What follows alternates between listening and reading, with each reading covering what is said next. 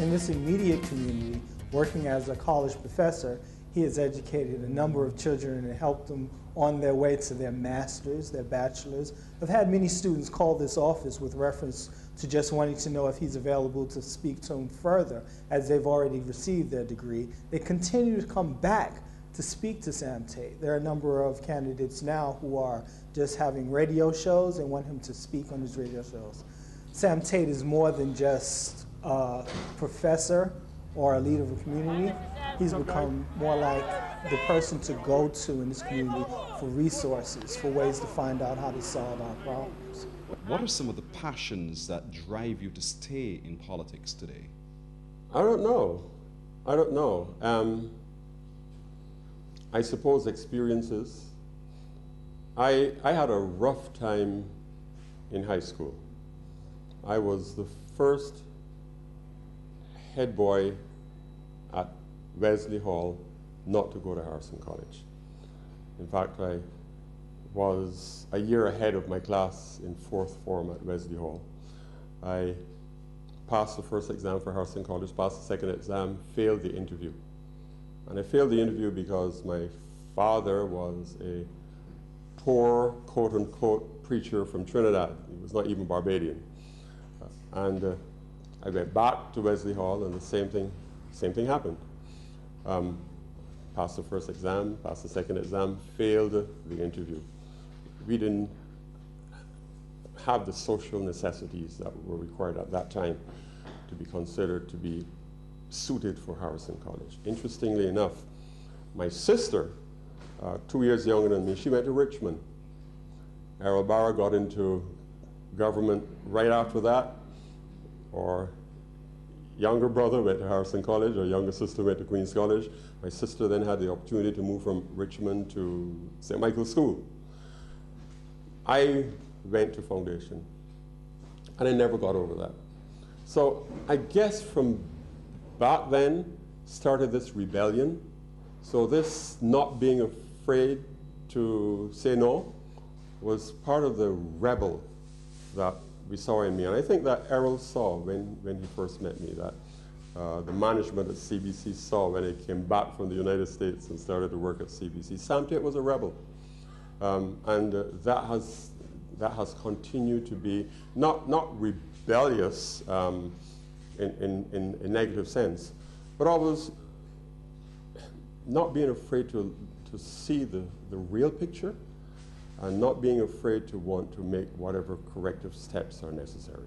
Let's look at the early years of coming back to the United States. You would have left CBC, you re-immersed yourself into the American society.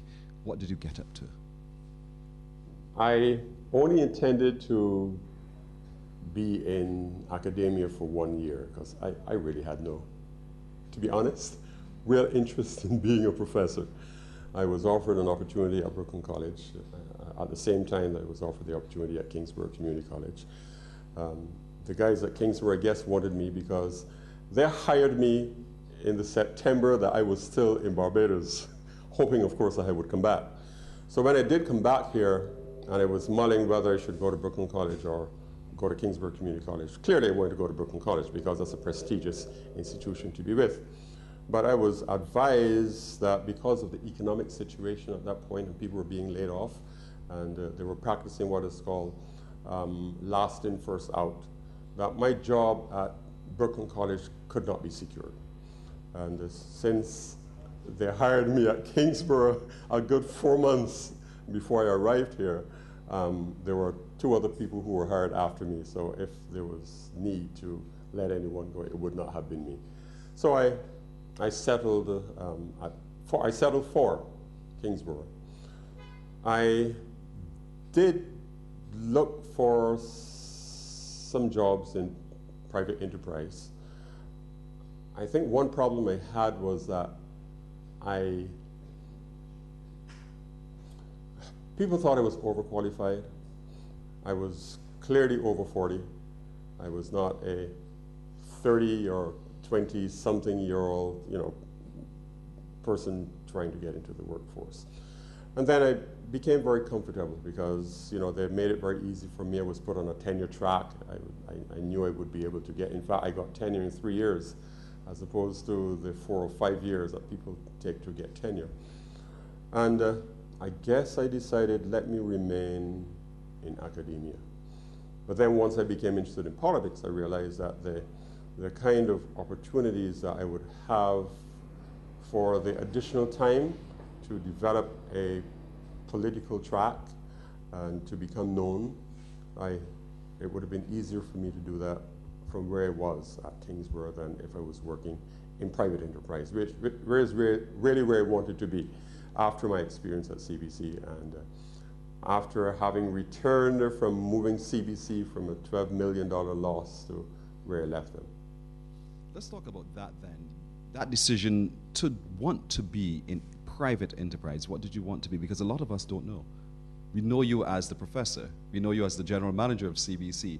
But there was another side of you that you said you wanted to be in. What was that? Well, I had two strengths. One was communications. And public relations in this country is a very lucrative field. So I knew that if I got into public relations, as a public relations executive, I would be very, very, very well off. And I also knew that there were opportunities in management. One does not have to manage a cotton factory to excel at managing an educational system.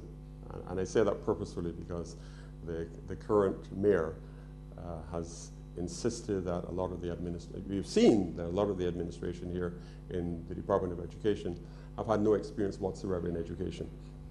But the fact is that a manager is a manager. Once you understand what management skills are, you understand that your first responsibility is to make a profit.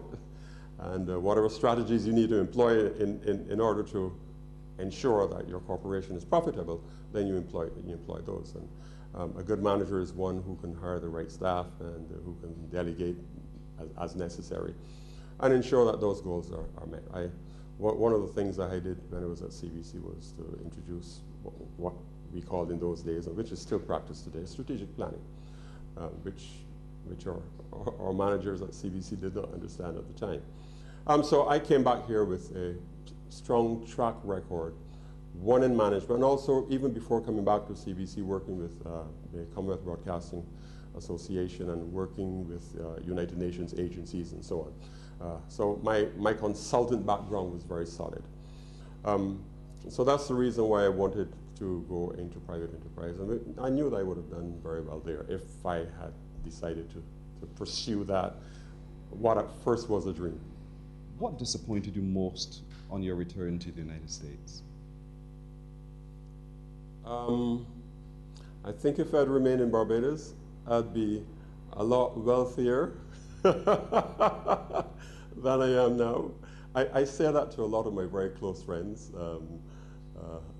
a lot of people who are extremely close to me. I was doing very well in Barbados as general manager of CBC. I lacked for nothing.